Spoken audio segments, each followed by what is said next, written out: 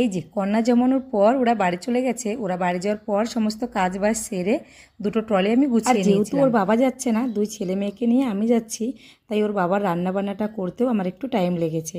তো যাই হোক, সমস্ত কাজ করে ছেলে মেয়েকে নিয়ে আমি এবার বেরিয়ে পড়েছি, চলে এসেছি বাস। এখান থেকে বাসে করে যাব মেট্রো স্টেশনে, ওখান থেকে মেট্রো ধরে তারপর যাব নিউ দিল্লিতে। তো চলো বাসে উঠেও পড়েছি। আর এখানে ব্যাগ রেখেছি, আর ছেলে মেয়ে দেখো দুজনে দু সাইডে বসেছে। একজন এ সাইডে বসেছে, একজন ও সাইডে বসেছে। দুজনকেই বললাম আমার কাছে আয়, কেউ আমার কাছে আসেনি। আর যেহেতু এখানে ব্যাগ রয়েছে তাই বাধ্য হয়ে এখানে আমাকে বসতে হলো।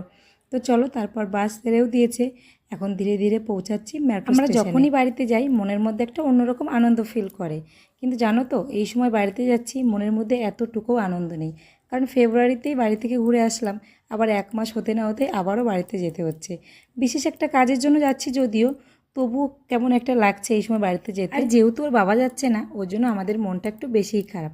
তো যাই হোক, পৌঁছে গেলাম মেট্রো স্টেশনে, আর ওখান থেকে টিকিট নিয়ে চলে এসেছি ভেতরে। আর এখানে দেখো 6 টাকায় জল পাওয়া যাচ্ছে 500 ml।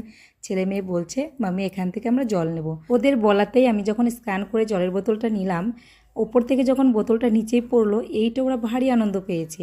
এই আনন্দটার জন্যই কিন্তু ওরা জলের বোতলটা নিয়েছে।